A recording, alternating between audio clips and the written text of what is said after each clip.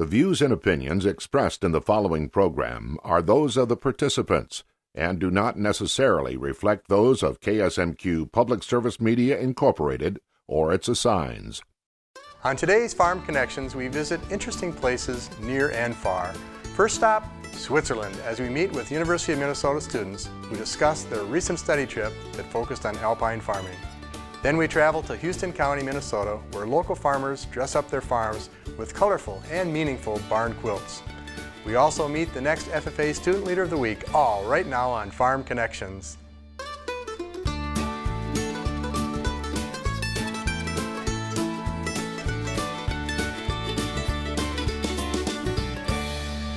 Welcome to Farm Connections with your host, Dan Hoffman. One of the focal points of Farm Connections is agricultural education. We're eager to look at farming practices and philosophies from around the world to help us see our own ag operations in a new light.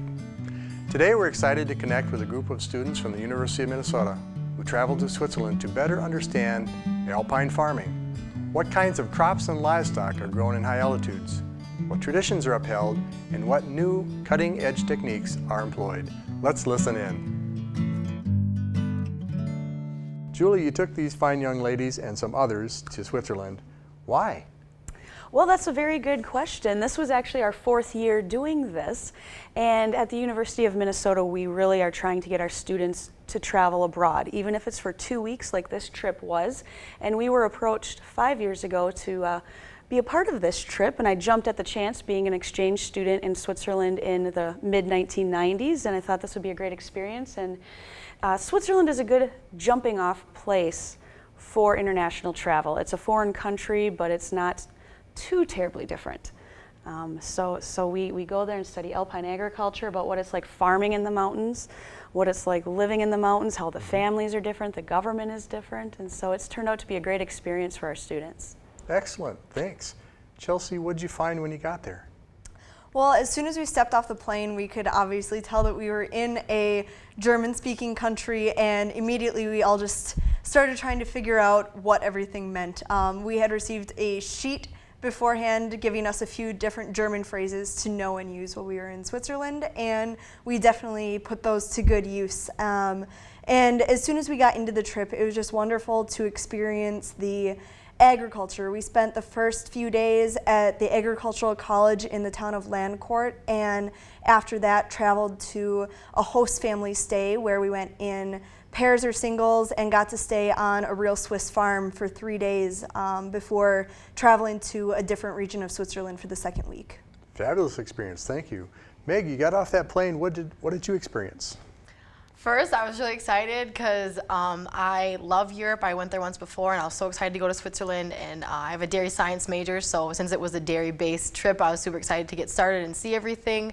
And just seeing the mountains for the first time ever, and making them be the Swiss mountains that I saw, the Alps and stuff, that was really cool. And just being in a different country and how beautiful it was just an exhilarating feeling.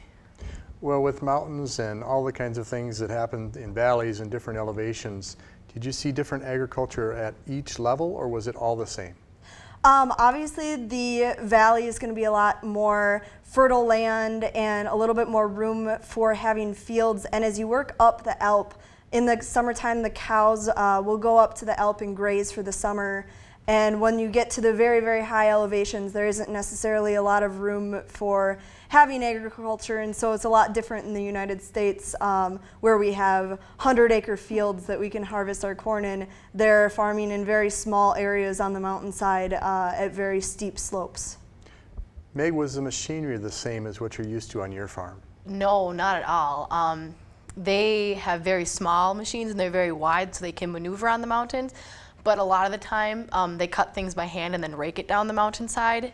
But where it's not as steep, they'll try and use the tractors to the best of their ability to try and gather the hay and stuff that they use. Because they usually use mostly fresh greens.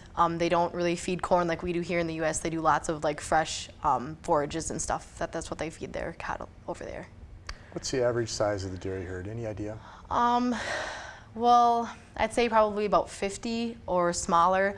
They're very small, family-based farms. I live on a small 38-cow dairy here in Minnesota, so that's considered more of a larger farm over there in Switzerland. So my farm here in Minnesota is like a large farm there in Switzerland, which I thought was really interesting because to me a large farm is like 150 or like, you know, those big 1,000-cow dairies that are in some places. So I'm like, oh my gosh, my farm's like big.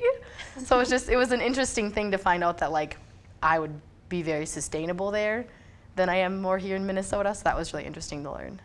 One of the farms we visited, which was actually owned by 4 farmers and then went down to 3 because one of the farmers retired, they actually had about 120 cows. So they were a very large farm for Switzerland.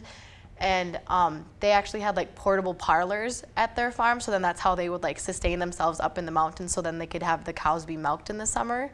So then the portable parlors would like follow the cows throughout the Alps where they went and grazed and stuff like that. Would the milking parlors migrate back down the mountain in the winter? Yes, yep, they're only up there in the summer, and then they had a barn where they actually milk the cows and keep them in the winter months. Chelsea, how about fruits? You mentioned vineyards. Can you help us learn more about that?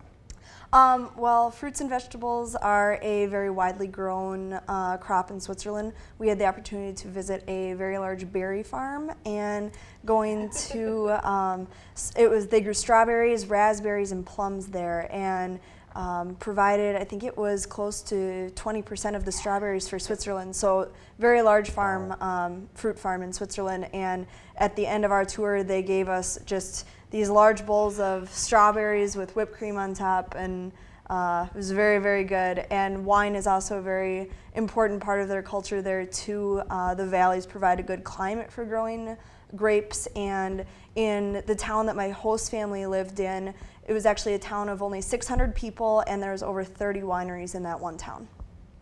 Interesting. Earlier you showed pictures of an ag business that sold like hand size and hand tools. Was that common to have the hand tool usage, or that was a bit of a novelty? I mean, their machinery and equipment is very different. They do use a lot of hand tools, manual labor, because I mean, it's hard to get a large tractor up a mountainside. It needs to be wider, lower to the ground, so that you're not going to be flipping your tractor down the hill. But, and also manual labor is a big thing too. They hire their workers and train their workers very well to help them on the farm. And one interesting thing is that if you're going to own a farm in Switzerland, you actually have to have a degree in agriculture from a college. So not only are they very in tune to everything going on around them, but they're very educated about their farms as well. Were you able to see any of the educational facilities, churches, monuments, those types of things? Well, when we were with our host families, we were taken out around town and seeing some of the local things that they like to go and see. But one thing that I thought was really interesting was getting the opportunity to tour the Plantenhof College. They have a lot of world-class research there as far as their dairy program goes, and also getting to go in the swine barn and look at how hog production happens in Switzerland, because that was one thing that we didn't get to actually do, is go to a hog farm. So that being a little bit of my background and learning that farrowing crates are actually outlawed by the government in Switzerland, and just talking with some of the researchers at the college and learning that because of that they have to keep the sows and the litters in a freestall pen, which can lead up to a 20% mortality rate, whereas that might be around 5 or 10 if here in the United States, and getting to talk with them about their feelings about that and just how hog production in Switzerland is much different than here in the United States. Sounds like a difficult trade-off to make. They've got 20% mortality versus much lower because of how they use their equipment or how they house the swine. Do they use deep bedding? Yes, everything was in deeply bedded straws, free stalls, and then all the animals also have access to an outdoor pen as well. Meg, anything about dairy facilities and handling that you noted? They're very clean, very, very clean, and all their milk houses have to be tiled there. That's a rule that they have, is that everything has to be tiled in the milk house. They're very clean. They wash everything out every single day, twice a day. and how happy the cows actually seem. Like everybody think that seems really silly, saying that like happy cows, whatever. But I mean, the cows, they could tell they were comfortable, they had good bedding, they had great food to eat and everything, and you could just tell that they were just in a good environment that they wanted to be in. And the breeds of dairy that you saw? Brown Swiss, lots and lots of Brown Swiss. The farm that I stayed at, they had Holsteins, which a lot of people in the region that we were in weren't very happy about that, because Brown Swiss is like the Holstein to us here in America. So Brown Swiss is like the holy breed of cows there. But there was a few Holsteins on a couple of the farms. The one farm that we went to where we went out to the pasture, they had New Zealand Holsteins, were they? I think so. So they were smaller, so they weren't like the big Holsteins we have here, but mainly you saw Brown Swiss cattle around. The big Holsteins don't do well in the mountains. Their feet and legs just are not made. You need a big brood cow, like a Brown Swiss, or where my host family's from, outside of Zurich, they have Simmental. And you wouldn't typically milk Simmental cattle, but there they do. They actually milk quite a bit because they have a nice high protein and fat content. So for that good cheese and butter and yogurt, the Simmental cattle are great, and they're built for the mountains as well. Excellent. And you brought a bell? Yes. This was on one of the last days we were actually in Switzerland. We went and visited a gentleman who handcrafts the bells, collars, and such like this. Like this is obviously a smaller bell, but some of the bells they make, they're like this big, and the collars are about this thick. And he sits there and he hand stitches all of these on there. And he's been doing it for years. They do it every year, so the cows are decorated with these belts and the bells, and they have flowers all over them, and that's what they do when they come down from the mountains in the fall, and they have a huge celebration in all the towns. And for me, like going to Switzerland, like this was one of the souvenirs I really wanted, because I thought they were really pretty, and it's something that this man does for a living, and he handcrafts these belts and stuff, and I just think that's like the coolest thing ever, because you could tell on some of them the stitching, like it must take him hours upon hours to do it, and they're just beautiful works of art. Meg, didn't it start as a very functional thing to have a bell on a cow and then move more towards ceremonial? I mean, they actually still mostly all wear bells, but it's only mainly in the summer when they go up to the Alps. So then the people that are working up there for the farmers, when they want to bring them to a barn for milking, or if they're trying to find them to make sure they're all there, the bell helps them find them, because usually up in the mountains it's very foggy and the clouds are hanging low. So with having the bells, it helps them find the cows, and it also makes the cows feel safer, because the noise keeps away predators and stuff like that. So a lot of people are afraid that the bells are damaging the cows' hearing, but it's actually making the cows more happy and content, because they don't have to worry about predators, because the sound of their bells scares them away. And I know you're wanting us to hear that noise, and it's a quality sound. Wasn't that fun? Thank you. What happens when you've got a whole herd doing that? Lots of jingling. Where we stayed in Landcourt at Planthoff College, there was actually a pen of calves right outside our windows that had them. So we would hear jingling morning, noon, and night when we were there. So some people got a little irritated with it constantly ringing, but I mean, it's only the time you'll ever hear constant bells around a cow's neck, so it was kind of cool. Did the experience change how you approach your day-to-day life in Minnesota? I think that when students come back, what they don't realize, because I know when I traveled abroad, what I didn't realize was that it opens up your worldview, and that's not something necessarily tangible that you can take away and say, I did this, this, and this, but I would like to think that the students who do travel abroad learn to be a little more tolerant and open-minded of other viewpoints and of other cultures, and they know what it's like to not be able to speak a language. They know what it's like to be completely immersed in something and have to trust that everything's going to be okay, and trust myself, trust our coordinators. And so I think you don't realize it right away, but I think in the future that they'll realize that they really have more of a world view and represented America well, and are able to talk about issues, American issues, with other people without getting upset maybe, or being more open-minded. Well, as an educator, that has to be gratifying, and also what a service to our students in Minnesota. Yeah. Thank you for doing that, Julie. Welcome. And thanks for sharing today. It was Thank excellent. you very much. Thanks Appreciate for having us. Chelsea. Thank you. And Meg, thank you. It's hard to improve upon the beauty of our rich farmland, but some farmers in Houston County have found a way. They've installed barn quilts, unique designs that tell a story all on their own. The crew from our Arts and Heritage program Off 90 put together this special feature on barn quilts.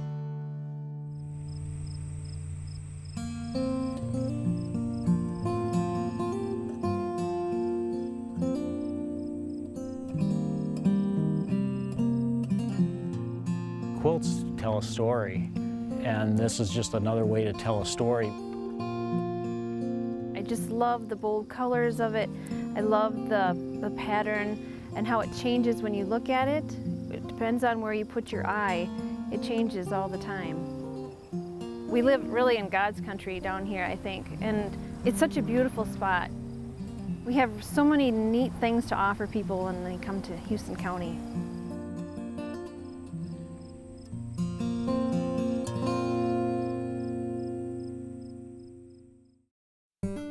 Minnesota's losing about 1,400 barns a year, so our goal is to help people take pride in the barns that they have and to leave them up and maybe put a piece of artwork on them also. My name is Ann Salmis, and my parents, Harold and Dorothy Hendel, had the first barn quilt in Houston County, west of Caledonia. They had seen the barn quilts in Iowa and thought it would be a neat idea to do here in Houston County. We started out with 5. By fair time we had 16, but throughout the time people were putting quilts up.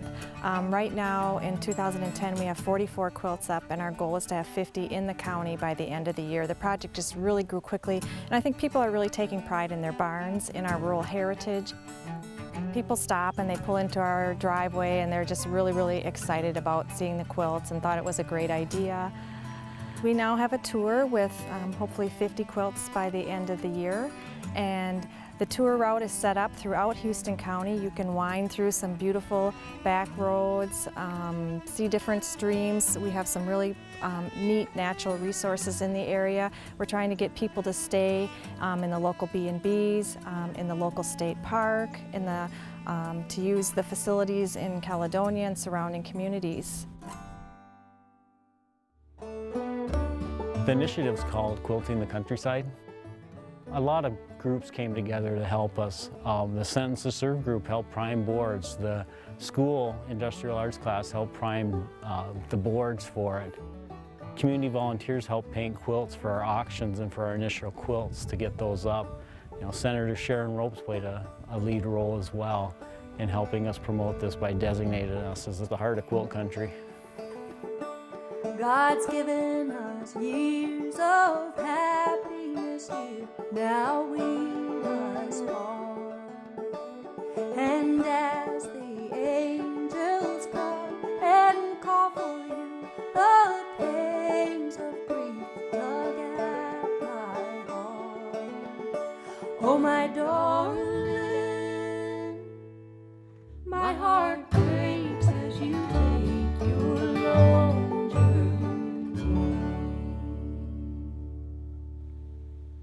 Well, I think it's important because we're preserving our history by preserving our barns. There's a lot of history in southeast Minnesota. It's one of the first areas of the state to be settled. The barns have a lot of history and tradition. That was the way that they put food on the table 50, 100 years ago. And, you know, it's just a real craftsmanship that put up that barn. And they're of all sizes. There's some round barns, there's square barns, there's barns that have been added onto. And the barns are starting to get to the point of deteriorating, whether do you fix them up or do you tear them down. And by putting a barn quilt on them, there's a lot of pride has come back in these old barns, and it's not only seeing the quilts, but to be able to see these barns. This farm will be 100 years old in 2016. So we're just about a century-old farm. And the barn was built in 1916 by my wife's grandfather, which was Herman Dearson. They started the construction in the fall of 1916 and finished it in 1917. And the reason for the lean on the barn is because during that spring of 1917, the wind kind of blew it over a little bit and it started to lean. So they built the lean on over on this side over here to hold it back up. The reason for the barn quilt is that my wife, Bonnie, decided, well, she'd like to do one. And the reason she picked a the thistle, because we used to have a lot of thistles out in our pasture out here. I just think it's kind of neat. You know, I thought it was a good idea when she wanted to do it. I suppose if we do keep it painted, it'll probably stay there for a long, long time. Who knows? That'll be kind of neat. I think every quilt tells a story. It tells a little bit about who you are and what you love and what is important to you. My barn quilt I've had up for about 2 years now. It's called Cross and Crown. Our faith is a big part of our lives, and that's another reason why we chose this barn quilt. This farm my father-in-law bought from his dad in 1971, and my husband's grandfather bought it in the 1950s. So it's in our third generation. We're still actively farming, and we want to promote that to our next generation. It's kind of fun to see the different vehicles come by, watching the different license plates that come by. We did have a tour bus last summer that stopped by, and that was a lot of fun. I think it's a great way to carry on the quilting tradition. Some people are not seamstresses, they do not know how to sew, but doing these barn quilts and painting them, it's something that just about everyone can do. So I think it's neat that we can get quilts out on our barns and preserve that quilting tradition.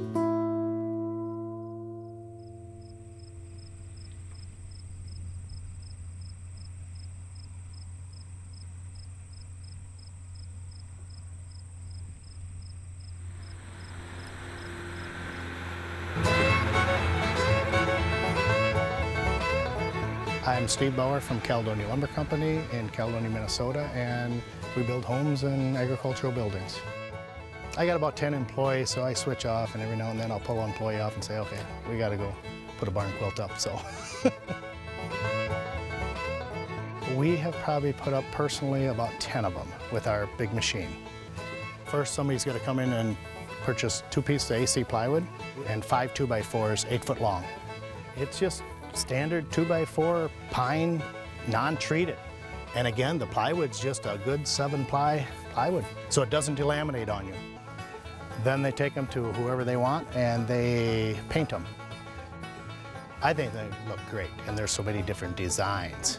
If you stand up close and look at some of them, you can't picture the design. You have to back up and take a look at them.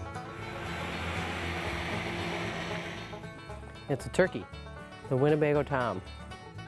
Just because of the heritage of turkeys down here, they've netted a lot of turkeys and released them, and you see a lot of turkeys down here. And there's no other animal barn quilts, so I thought I'd do some animal. It makes me very proud. We've got people coming all over to see these quilts. And it's interesting, the process of the quilts going up. It's fun to see that pride in the history, and you'll see neighbors talking to neighbors about, well, you remember this farm was owned by this individual, and it's brought back a lot of history just within our community. Come ride with me in the early morning light. Watch the sun coming up and shining bright on the unfamiliar towns along the way. Feel the pale sky and a brand new day. Hold me tighter. Wanna feel you close to me. Speak a little quieter. Hey girl, wanna be my love.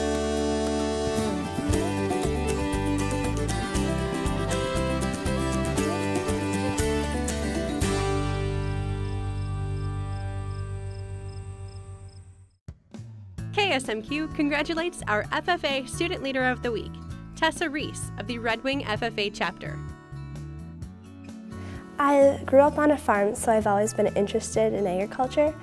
And so then when I went to 9th grade, I heard about the FFA and just realized that it would be something that I definitely wanted to invest my time in.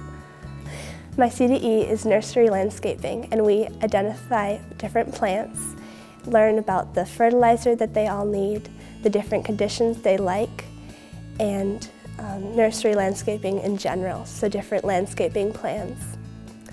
In regions, I got 1st place, and at state, our team got 5th place. I love living on the farm just because it's a good atmosphere of us all working together.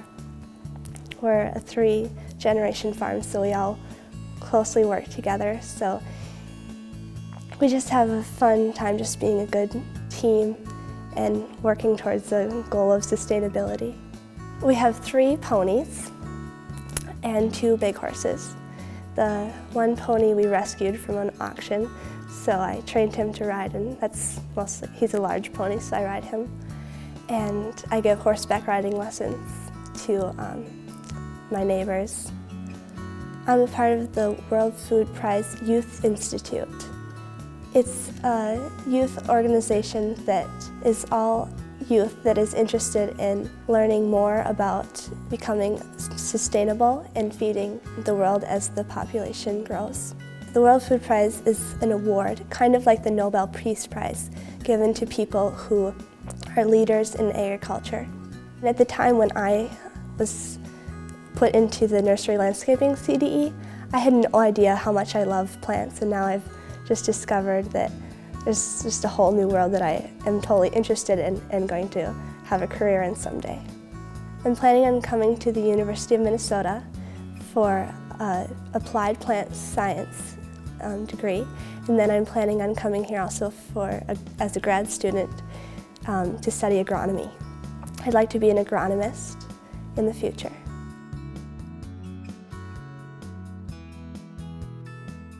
Thanks for joining us on this episode of Farm Connections. We hope that you'll explore the world of agriculture yourself and make your own farm connections.